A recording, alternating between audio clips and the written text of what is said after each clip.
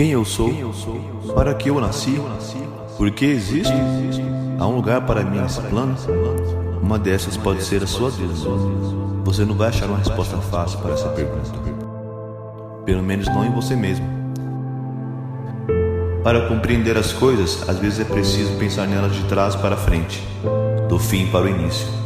Os micro-organismos, as plantas, os animais, as pedras, o planeta, a lua, o sistema solar, as estrelas, o universo inteiro pela sincronia bela, tudo em seu devido lugar. Olhe ao seu redor e você verá que cada elemento na natureza, por menor ou mais significante que pareça, está exercendo a sua função.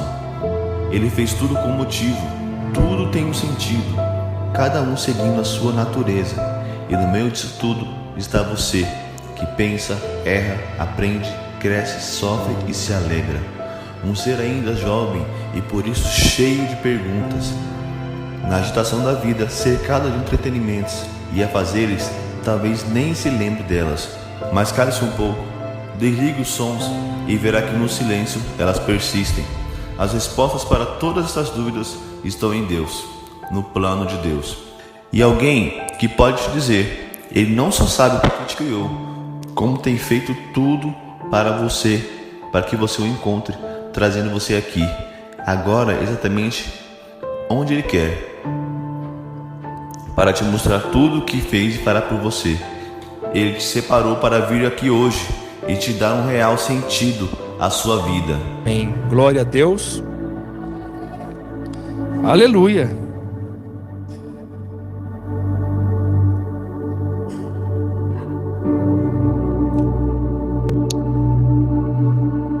Semana passada eu compartilhei sobre vivendo como quem ama a volta de Cristo. E eu quero dar continuidade aqui nessa palavra poderosa, amém? Nós vemos características de crentes apaixonados e devemos viver como quem está esperando Jesus voltar a qualquer momento. Uma das palavras que Jesus disse muito é vigiai e orai, porque não sabeis nem o dia e nem a hora que o Senhor vai vir. Então, nós recebemos toda provisão e graça para viver uma vida abundante em Deus. Já recebemos do Senhor o próprio poder de Deus, que é o Espírito Santo em nós, e fomos batizados no Espírito Santo. E se alguém não foi, ele poderá ser, ele pode ser, está disponível o batismo no Espírito Santo com poder. Recebemos o Evangelho e temos acesso a ele no nosso celular, nossa Bíblia de papel, no nosso computador. Você pode levar a Bíblia aonde você for. Não era assim que vivia os irmãos do Novo Testamento. A Bíblia estava sendo escrita por eles. Enquanto eles viviam, os apóstolos iriam escrevendo, as cartas às igrejas. Enquanto o apóstolo Paulo estava preso, escreveu a maioria delas. E eles não tinham o Novo Testamento como nós temos hoje. Portanto, naquele dia, no dia que o Senhor vai retribuir cada um conforme as suas obras, será indesculpável o que nós fizemos com o que o Senhor nos confiou. Algo em comum dessas três parábolas é que o Senhor, Ele veio e entregou algo para nós, nos entregou dons, talentos, nos confiou algo celestial, e foi para bem longe, mas que Ele volta e Ele vai então ver o que nós fizemos, vai requerer o que nós fizemos com aquilo que Ele nos confiou. Eu já quero compartilhar aqui a parábola dos servos e dos conservos, amém? Glória a Deus. Abre a sua Bíblia comigo, no livro de Mateus, capítulo 24, versículo 45. E nós vamos ler o restante do capítulo 24 e vamos iniciar o capítulo 25, em nome de Jesus. Mateus 24, 45, vamos ler até o 49, que diz assim a palavra do Senhor. Aleluia. Está aqui. Quem é, pois, o servo fiel e prudente, a quem o seu senhor constituiu sobre os seus servos, para dar-lhe o sustento ao seu tempo? Feliz ou bem-aventurado aquele servo que o seu senhor, quando vier, achar fazendo assim. Em verdade vos digo que o porá sobre todos os seus bens. Mas se aquele mau servo disser no seu coração: o meu senhor tarde virá, e começar a espancar os seus conservos, e a comer e beber com os ébrios, verá o senhor daquele servo num dia em que não espera, e a hora em que ele não sabe, e separá-lo-á, e destinará a sua parte com os hipócritas, e ali haverá choro, pranto e ranger de dentes. A primeira parábola aqui que nós vemos, na verdade nós compartilhamos um pouquinho dos dias de Noé, que a vinda de Jesus será como nos dias de Noé: comiam, bebiam, casavam-se e davam-se em casamento, até que Noé entrou na arca, veio o dilúvio, todos padeceram. Assim também será na vida do Filho do Homem.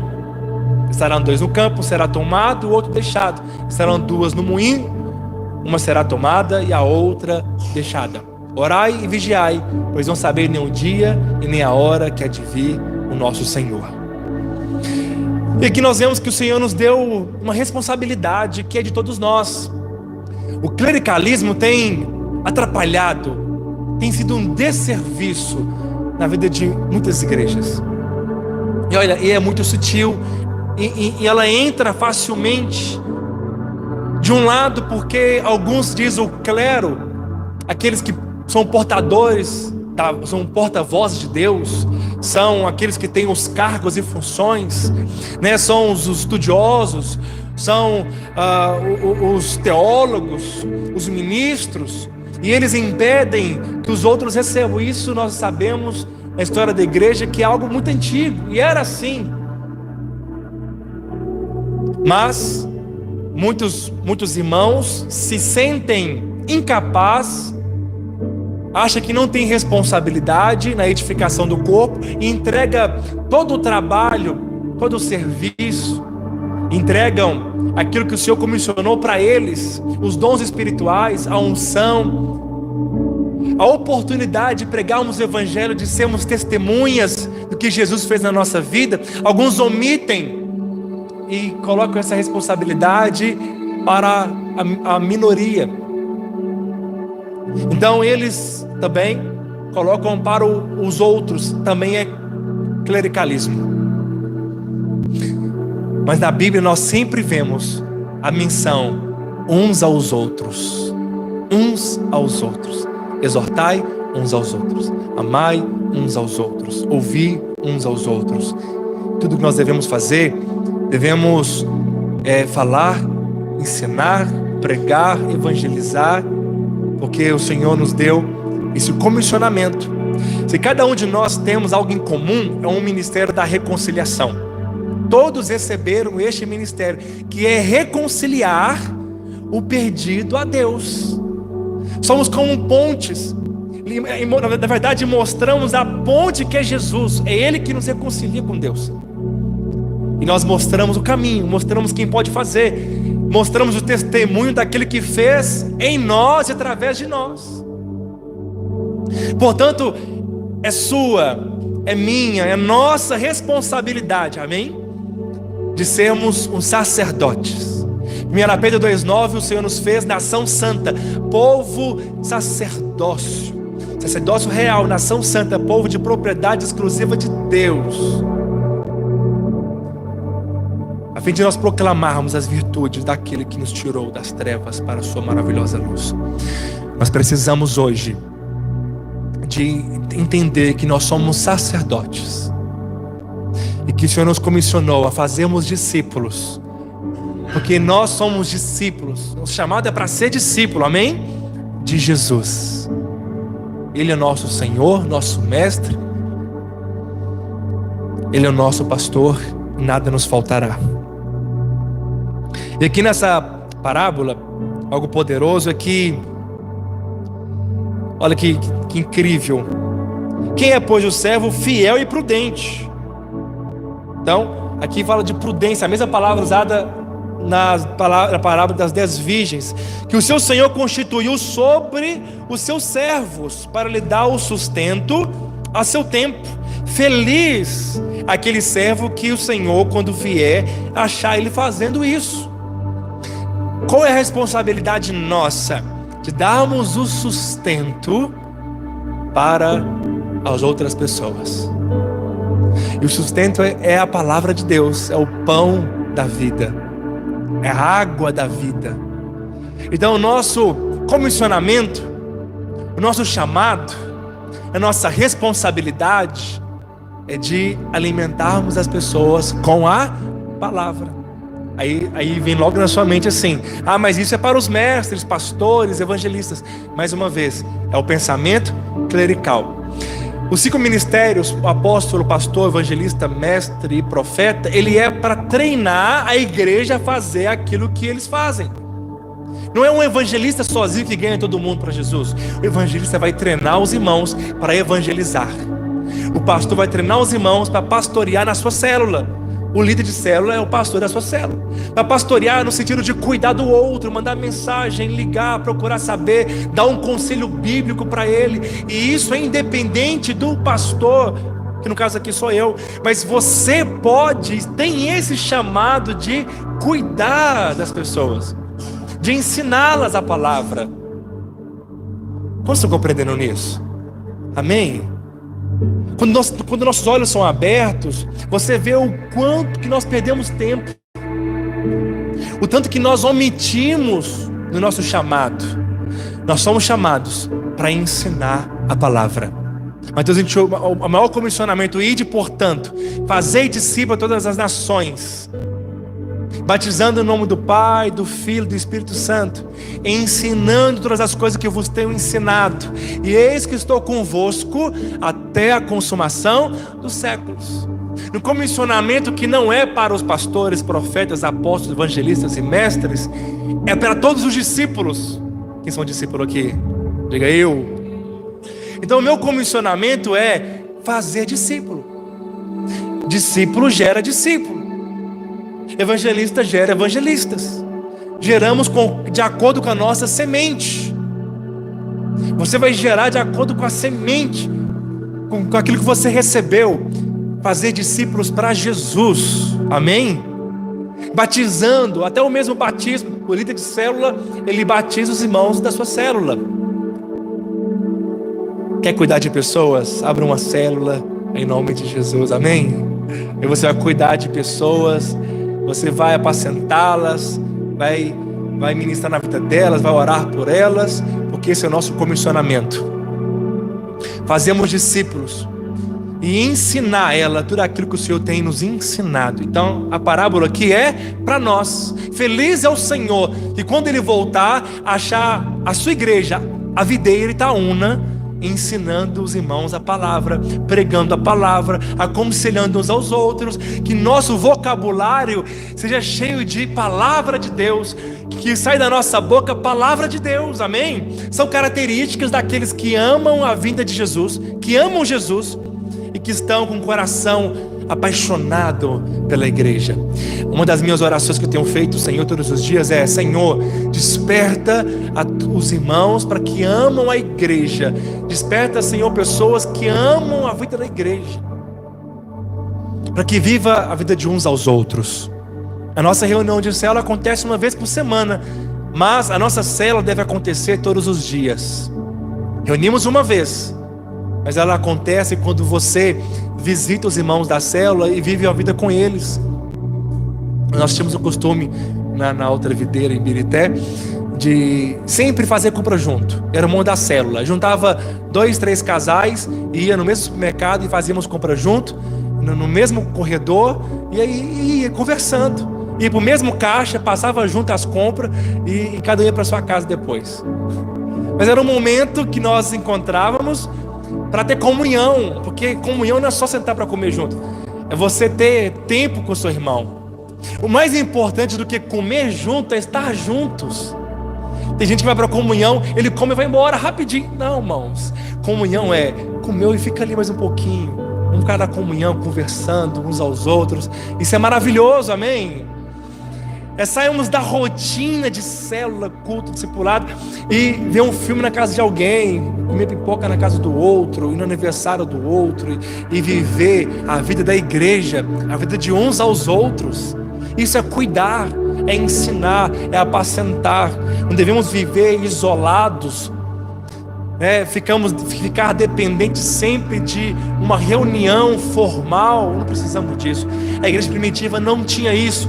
Ele vivia todos os dias, de casa em casa, nas orações. Era diariamente as suas reuniões, porque é prazeroso e produz vida para nós. Quando nós estamos junto como igreja, o Senhor está ali presente, e nós somos restaurados nessa comunhão maravilhosa. E as pessoas vão ver essa nossa comunhão, essa nossa vida de uns aos outros, e vão desejar estar no nosso meio. Quantos podem dizer amém? Será um testemunho poderoso, porque as pessoas, elas tinham prazer de ser acrescentadas. Os irmãos da igreja primitiva caíam na graça de todo o povo, e o Senhor acrescentava diariamente aqueles que haviam de ser salvos. Agora, em verdade vos digo, que ele diz assim, que lhe porá aquele mau servo. Se ele disser no seu coração, meu Senhor está demorando vir, e começar a espancar os seus conservos, e comer e beber com os ébrios, virá o Senhor daquele servo num dia que não espere, na hora que ele não sabe. Olha, interessante aqui, ele diz assim, espancar os seus servos e comer com os ébrios. Por quê? Porque quando nós não temos prazer no corpo de Cristo, aí começamos a falar mal do outro. Ou espancar, você acha que é só fisicamente, né? Isso é impossível aqui para nós que somos filhos de Deus, amém? Você não vai bater no seu irmão, aleluia. Mas o espancar aqui muitas vezes é ignorando, é com palavras rudes, com palavras difíceis, com palavras, não dizer duras em amor, biblicamente não é isso, mas é você espancar ignorando, sabe? Em vez de criticar, dar uma ajuda, dar o suporte, dar um conselho. Isso é bênção. Faça isso. Chegue para o seu irmão, conversa com ele, dá um conselho em vez de crítica, dá ele uma solução, uma saída, e tem o prazer. Porque quem não tem prazer no corpo de Cristo, aí em vez de comer com os irmãos, ele vai comer e beber com os ébrios. Em vez de ele ter comunhão com a igreja, aí ele vai ter comunhão com as pessoas lá fora, que não é igreja. Estou dizendo da sua família, estou falando de amigos. Não é normal nós temos muita roda de amigos não crentes. Nós estamos com eles para pregar o evangelho. Jesus sentava com eles, comiam com eles, mas os amigos de Jesus eram os discípulos. Ele diz, já não chama mais nem de servos, mas de amigos, porque o servo não sabe o que faz o Senhor, mas o amigo sabe. Sentar na roda dos carnecedores não é mais para nós, nem deter no caminho dos pecadores. Como estou compreendendo? Então nós devemos amar uns aos outros, ensinar uns aos outros, desejar viver com uns aos outros, ter comunhão. Mas a comunhão, ela é fundamental para o nosso crescimento, para o nosso amadurecimento como filhos de Deus. A comunhão, ela é essencial para a edificação do corpo de Cristo, para que você viva feliz e bem, porque não tem maior prazer do que estar com os irmãos. É prazeroso demais estarmos juntos. Devemos então sair da formalidade e vivermos juntos, estar mais juntos diariamente, independente da reunião de célula, e ensinando uns aos outros, aconselhando uns aos outros, exortando uns aos outros, e não excluir, falar mal, caluniar, difamar, ignorar, rotular. É muito comum sempre rotular alguém, não dar espaço para a mudança do que Deus está fazendo na vida dele, e aí rotula alguém de alguém que é inconstante, caloteiro, de alguém que é assim assado, e a pessoa sempre tem aquela...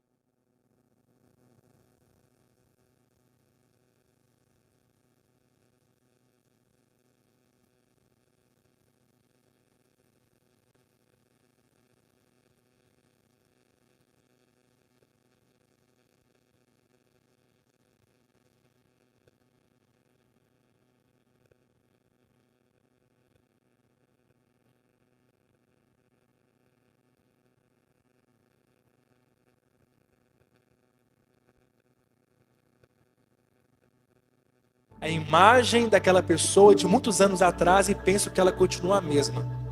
Ela está mudando. Quando nós rotulamos as pessoas, perdemos a comunhão. Um silêncio aqui, né? Amém? Aleluia.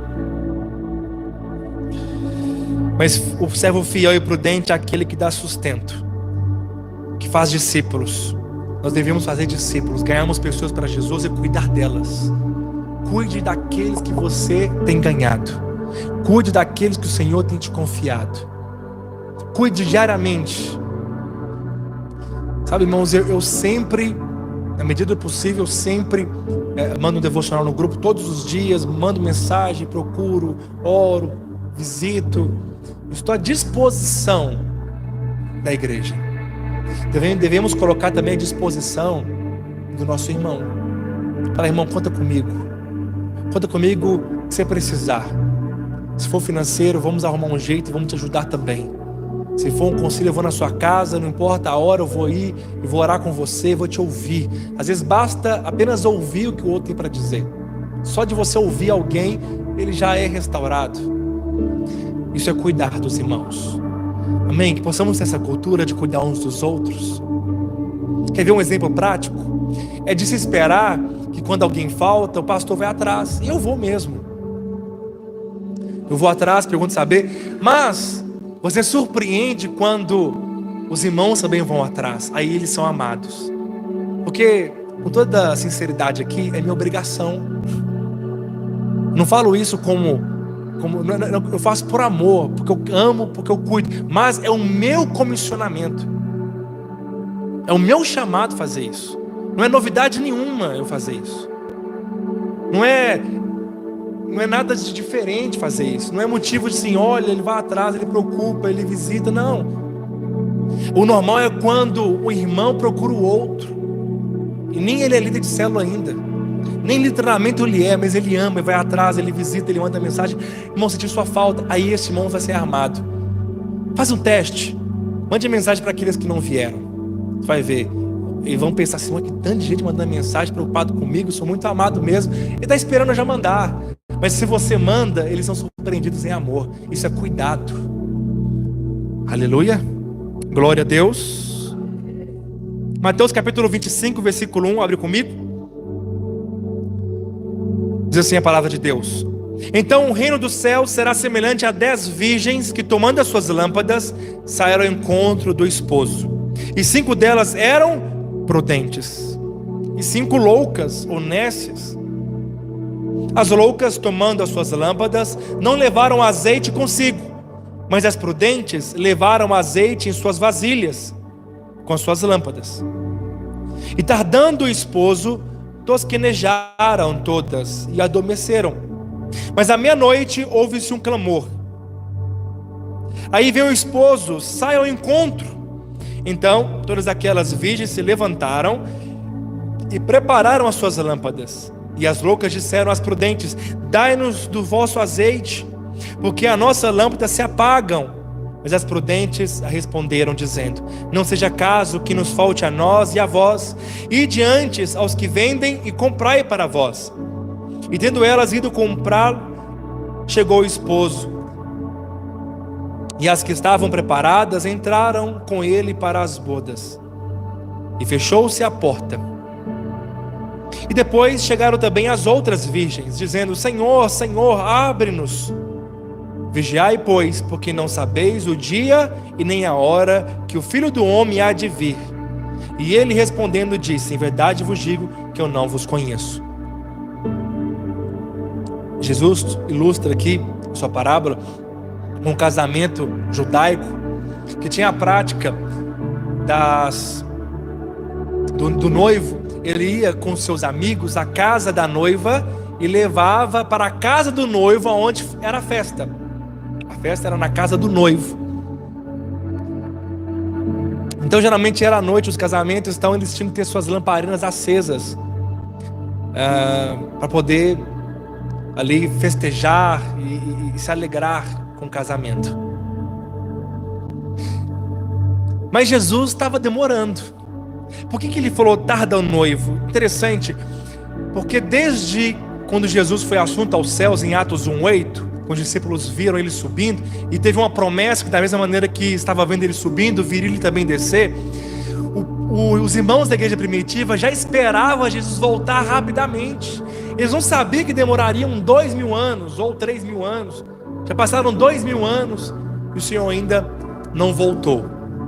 Então eles tinham essa urgência, e eles pensavam que Jesus ficaria talvez alguns anos e iria voltar para estabelecer o seu reino. Então desde a igreja primitiva eles esperavam a volta. E Jesus falou: tardando-se o noivo, algumas virgens, elas não tinham azeite extra em suas vasilhas. Algumas virgens imprudentes só tinham azeite para as lâmpadas, para aquele momento, só até o momento que o noivo chegasse. Estava contando ali com que Jesus chegaria mais cedo. Estava esperando que Jesus voltaria antes, mas como ele demorou a voltar, como Jesus está demorando, não preocuparam em buscar azeite extra. Para que o azeite extra? É para que quando Jesus voltar, a minha lâmpada esteja acesa. É para que independente do tempo, eu não vou me apagar, não vou me abater, não vou me abalar, eu não vou ficar dormindo. Eu vou todos os dias estar renovando o azeite, porque eu não sei quando ele voltar. E quando ele voltar, eu não quero que minha lâmpada esteja apagada. Eu não quero ficar apagado. Quantas pessoas em tempos assim de grande entretenimento, onde tem facilidade enorme com smartphones, redes sociais, eles têm dado prioridade para o entretenimento e não para o azeite extra. Aqui nosso espírito, ele está aceso. Fomos salvos, nossas lâmpadas se acenderam. Aqui a lâmpada acesa é ser cheio do Espírito, está com intimidade, está atento, é ter discernimento, é alguém que está o tempo todo atento à vida espiritual. Ele está com os olhos abertos, ele está percebendo o espiritual. É alguém que tem intimidade com Jesus. Ele anda na palavra e ela é luz para nossos pés, é lâmpada para nossos pés e luz para nossos caminhos. É a palavra de Deus. Quando somos cheios da palavra, nossas lâmpadas estão acesas. Quando nós temos intimidade, nossas lâmpadas estão acesas. Nós precisamos de ter o azeite. O azeite é a unção de Deus. O azeite é o poder do Espírito. O azeite é o fogo do Espírito queimando em nossos corações. O azeite é a fome e a sede de Deus dentro de nós. Mas as virgens nércias ou loucas pensaram assim: está demorando demais, vai dar tempo de eu fazer depois. Amanhã eu busco a Deus, amanhã eu faço, daqui 1 hora eu vou. Fica se postergando, adiando, sempre deixando para depois. Depois eu busco com todo o meu coração, depois eu faço com todas as minhas forças. Nós não sabemos nem o dia e nem a hora que Ele vai voltar. Se Ele vier na hora que nós não estamos cheios do Espírito, ficaremos. Se Ele vier na hora que nós não temos mantido a intimidade com Ele, nós ficaremos. Se Ele voltar no momento que nós estivermos distraídos e não vigiando, quando nosso coração estiver apenas voltado para as coisas do mundo e não para as coisas de Deus, não tem como ser arrebatado. Só seremos arrebatados quando formos apaixonados e intensos e viver a cada dia como se fosse o único, no sentido de: vou buscar a Deus com todas as minhas forças. Vou pregar hoje, não vou pregar amanhã. Vou fazer hoje, eu vou ensinar hoje, vou mandar mensagem hoje, vou cuidar hoje. Aqui na palavra, a palavra dos servos e conservos está falando da responsabilidade nossa de alimentar os nossos irmãos com a palavra de Deus, visitando uns aos outros, ajudando uns aos outros, vivendo a vida de igreja. Estarmos juntos e não estar junto com os ébrios, estarmos junto com os irmãos, com os conservos. Todos somos servos. Mas a parábola das 10 virgens está falando de intimidade, está falando de ser cheio do Espírito Santo. de ser alguém que serve a Deus com fervor de espírito, que não é uma recomendação bíblica, é uma direção. Não sejais vagarosos no cuidado, mas sejais fervorosos do espírito servindo ao Senhor. Ele faz os seus anjos ventos, mas os seus ministros ele faz labaredas de fogo, diz Hebreus. É servir o Senhor apaixonado, intenso, com alegria, com disposição, com fervor e constância. Quem é apaixonado quer estar aqui num ambiente como esse. Quem é apaixonado valoriza a reunião dos irmãos. Quem é apaixonado não desperdiça por nada e não troca por nada a comunhão dos santos. Quem é apaixonado não negocia o chamado de Deus por nada, nem por qualquer outra coisa. Ele dá prioridade para o Senhor. Ele aborrece algumas pessoas para não aborrecer a Deus. Porque em alguns momentos teremos que agradar a um e desprezar ao outro. E muitas vezes aborreceremos até a nossa própria família. Quando ela quer que nós ficamos com ela, em vez de ficar com o Senhor. Tem tempo para tudo. Domingo, a minha manhã, os meus momentos, o dia de célula, eu já separei, já determinei há muitos anos. Eu não troco por nada e por ninguém. Isso deve estar claro no nosso coração. Os apaixonados vivem assim, como eu estou compreendendo a pregação. Amém? A meia-noite significa uma hora de densas trevas, mas também uma hora inesperada. Ninguém chega à meia-noite para um casamento. Não é verdade? Geralmente o atraso para o casamento é meia hora, 40 minutos. Sempre tem um atraso, né, para dar um suspense. O meu eu não atrasei não. Nem a minha esposa. Amém? Irmãos que vão casar aí, aleluia. Aleluia. Mas aqui o noivo chegou à meia-noite. Pensaram assim: ah, não vai ter mais casamento. Ah, vai ser amanhã. Elas dormiram. Dormir, que na Bíblia sempre também fala de morte. Jesus fala, ele troca morrer por dormir, porque nós dormimos na Bíblia, nós não morremos. Amém? Estávamos mortos, mas recebemos vida. Agora, quando nós morremos, dormimos, porque nós somos vivos para Ele eternamente. Nós não somos mais, nós estamos mortos para nós somos mortos para com Deus mais, nós estamos vivos para com Ele. E à meia-noite ouve-se um grito: está vindo o esposo, ou seja, a pregação que Jesus está vindo. Preparem, Jesus está voltando. Jesus não tinha vindo ainda, apenas alguém anunciou que ele estava chegando. Já era tarde demais, porque elas foram pedir azeite para as virgens prudentes. Talvez você pense assim: que egoísta elas, né, de não dar azeite para as outras, porque esse azeite não pode ser compartilhado. Cada um tem que buscar para si.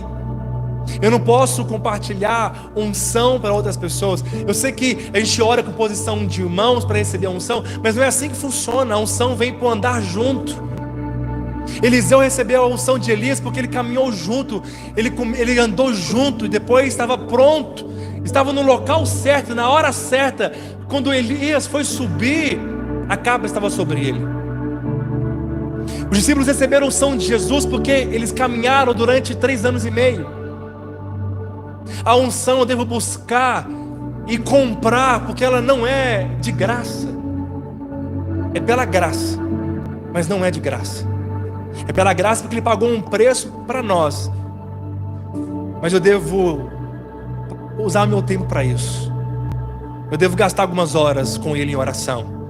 Eu devo separar algumas horas para eu ler a Bíblia. Eu devo separar momentos para ter intimidade com Ele. Nosso tempo, nosso esforço, nosso coração. Isso não é legalismo. Fazemos isso porque é a nossa vida. É prazeroso para nós. Não teremos vida se não for assim.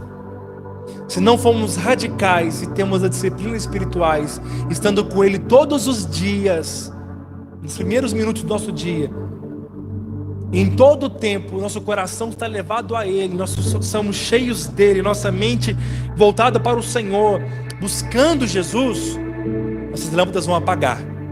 O azeite é assim que é buscado. Devemos ir atrás. Nós devemos ir quando dá tempo, pois chegará uma hora que não vai dar tempo mais de ser cheio do Espírito. Encher-se é algo constante, até transbordar. Eu decido ser cheio quando eu oro Jesus. Eu decido ser cheio quando eu leio a palavra. Eu decido ser cheio quando eu oro, quando eu venho no culto. É decisão nossa. Não é o Senhor que vai nos encher de uma maneira espontânea. Não, eu decido. Enchei-vos do Espírito, falando entre vós, com salmos, cânticos e hinos espirituais, cantando e salmodiando o Senhor em vossos corações. Estão comigo em nome de Jesus. Se nós não amarmos a palavra, nós não teremos vida, não teremos azeite extra, e muitos, a lâmpada já tem se apagado, vivido uma vida sempre de procrastinação, uma vida desanimada, uma vida ruim, uma vida angustiante, uma vida pesada, uma vida cheia de angústia, de aflições. Eu sei que teremos aflições, mas não faz parte do nosso dia a dia, todos os dias.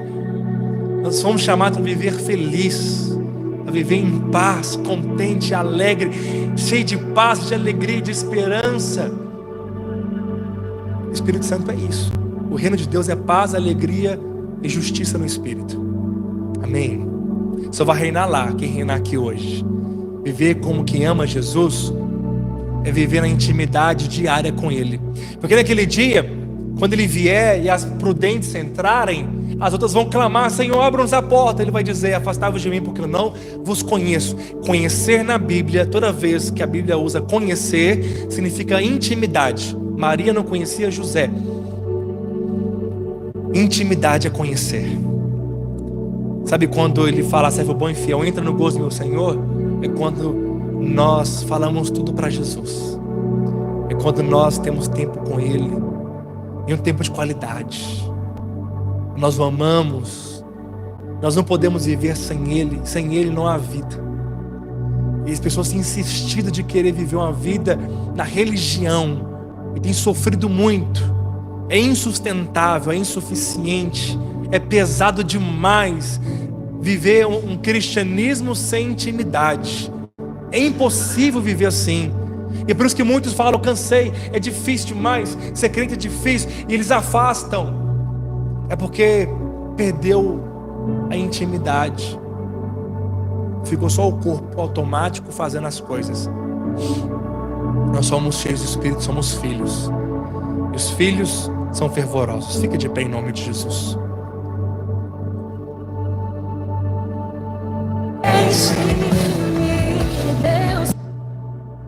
Segura um pouquinho aí. Aleluia. Glória a Deus. Quantos são virgens aqui? Todas são as virgens, porque é a igreja. Mas quantos são as virgens prudentes aqui? Amém? Falei: eu sou. Irmãos, viva todo dia esperando Jesus voltar hoje. Ele pode voltar hoje. Ele pode voltar a qualquer momento.